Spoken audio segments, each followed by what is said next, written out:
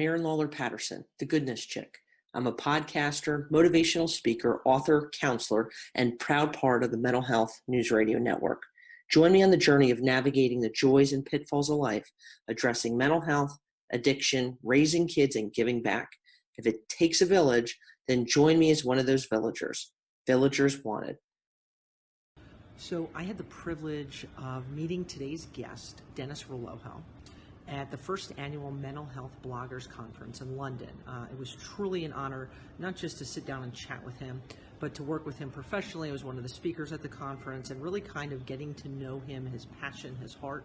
And it was really like when you come across somebody who's just a dynamic human being, it's just something that can really be life-changing.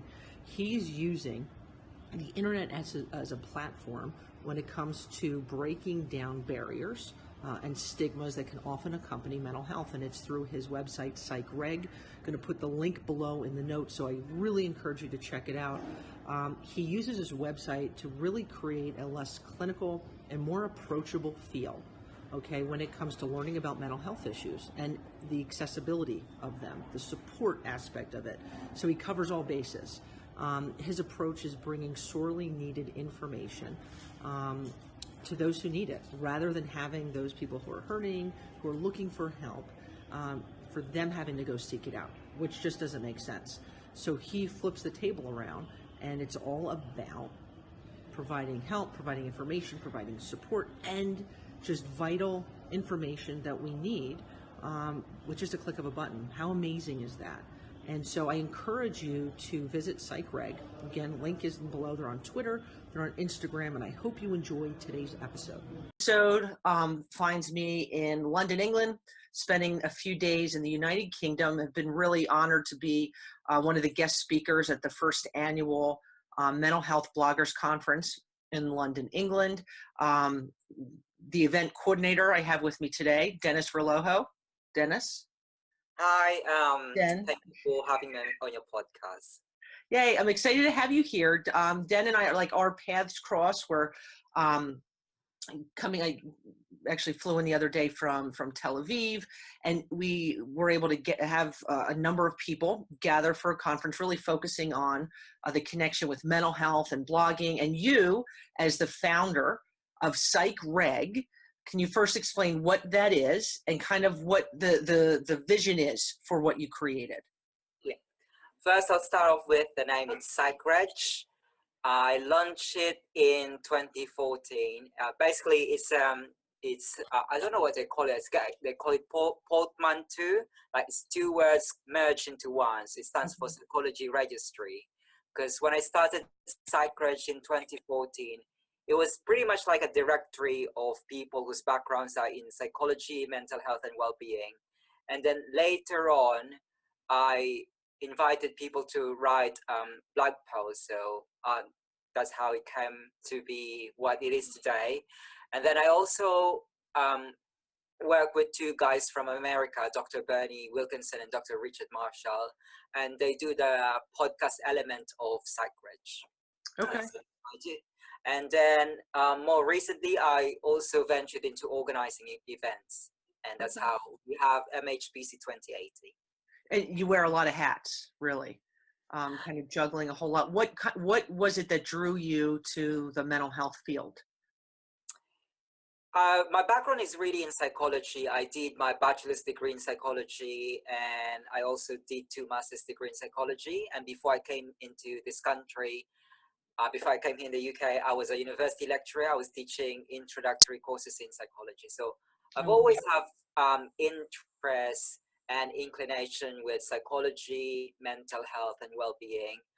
And while I was doing my research project for my master's degree here, I came across with a number of mental health blogs, and I realized that I could also do this. And because I've always been a blogger. I've been blogging since 2005.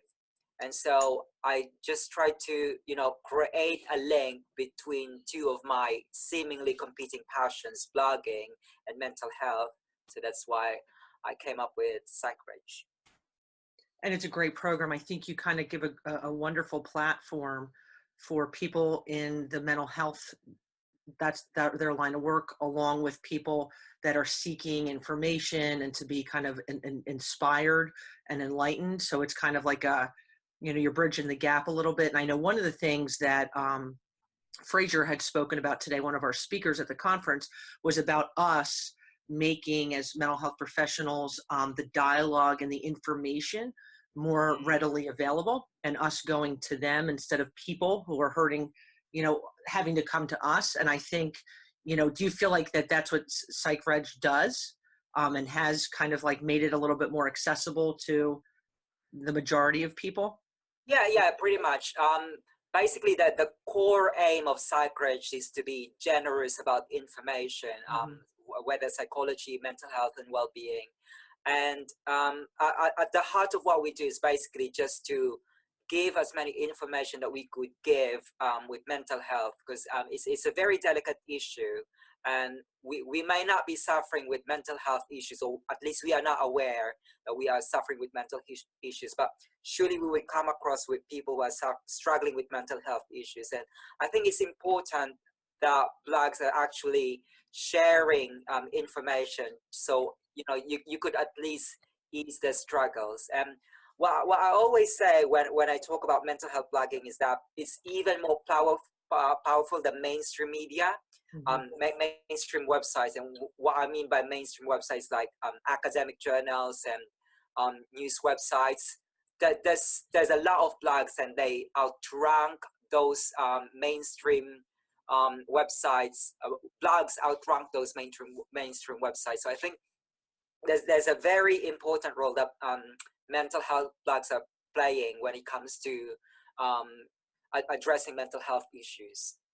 And when you had said that, the blog pops up more readily on searches and people having access to it, to things of an academic and clinical nature, I mean, that really says a lot. So the majority of people are looking for a kind of a more informal platform, and it's more accessible. And I think that's phenomenal. I think it's making mental health more approachable. Do you feel like what you're doing has a part in kind of helping remove the stigma that a lot of people might have with mental health?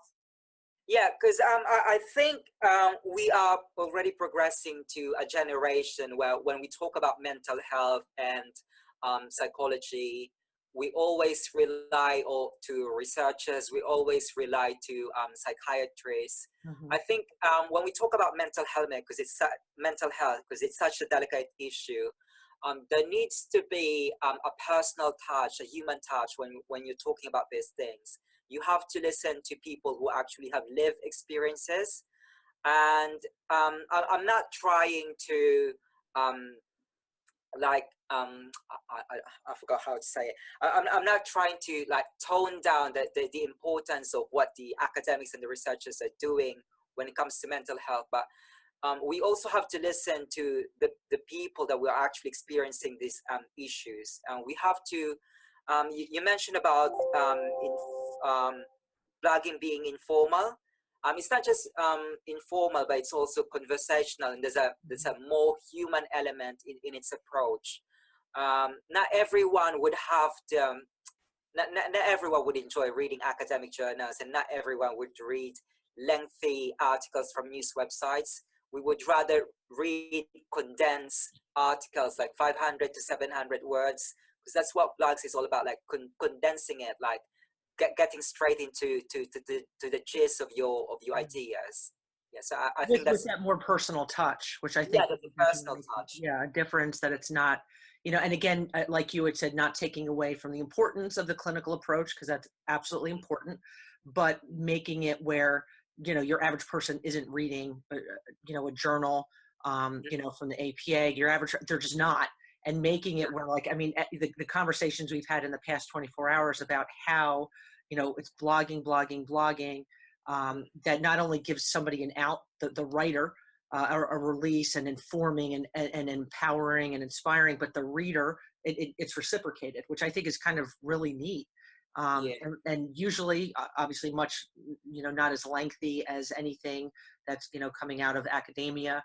And it works with, I think, our attention spans. I don't think, nobody's reading, where they're reading for 45 minutes. It's a quick read. if I were to ask you, I'm sure you get feedback from people all the time.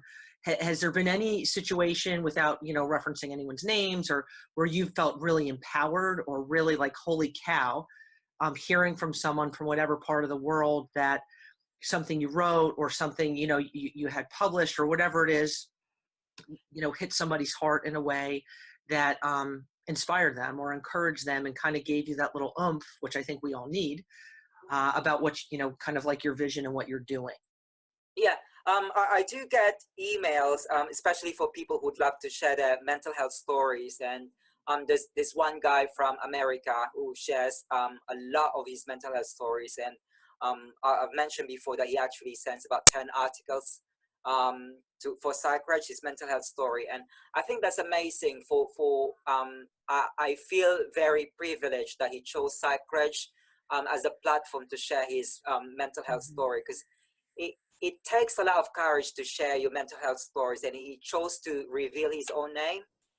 And so, yeah, I really feel honored and privileged when people choose Psychreg as a platform to share their mental health stories. And yeah, also a lot of people are saying that because of what we do, because we are a team in Psychreg, they understand more about anxiety, about OCD, and about depression. Yeah, it gives us more desire to carry on with what we're doing.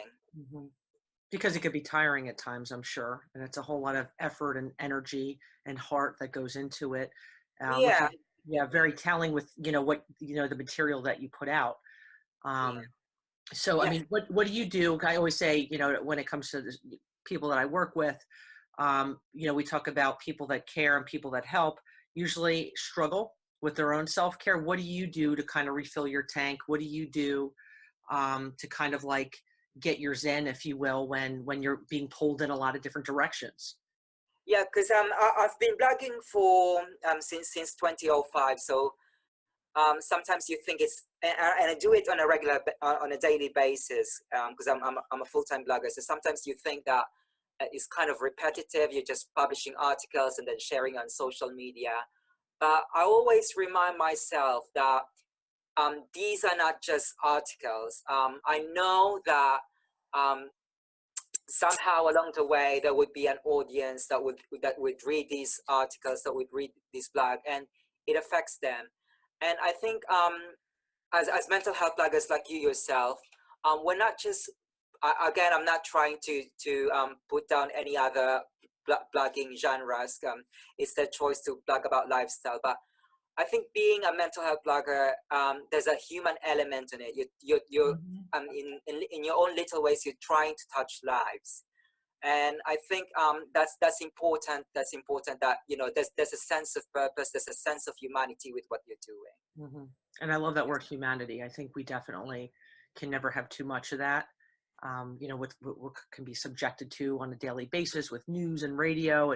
I do think the blogging, in the positive sense, is it's a spectacular platform. And one of the things I got from the conference today was the positive in social media, the positive about kind of being immersed in positivity and getting re-energized and learning from other positive bloggers. Because I think we can never know enough about educating ourselves when it comes to mental health, but at the same time choosing kind of what we expose ourselves to, because the negative can just beat the heck out of you.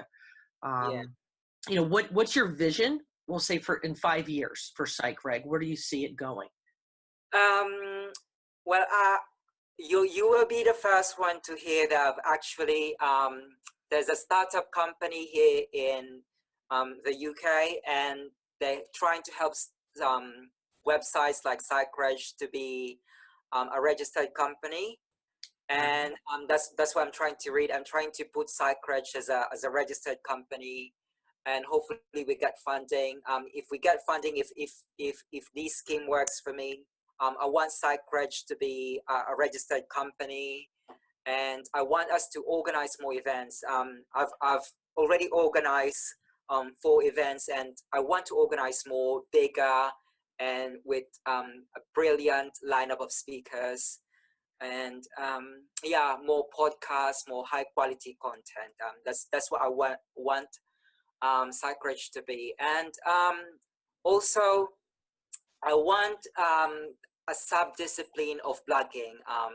I don't know, maybe in 20, 30 years time, we might call it blog psychology, because I'm really convinced that there should be a subset of psychology that should be dedicated into doing research about how blogging affects well-being, because it does affect well-being.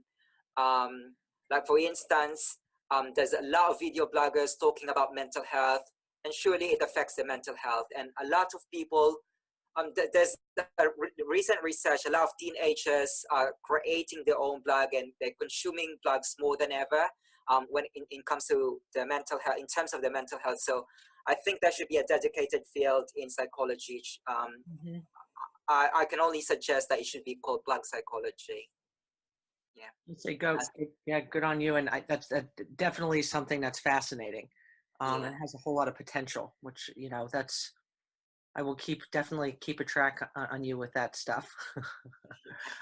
If anybody wants to follow you, okay, I know on all forms of social media, your Psychreg, Psychreg.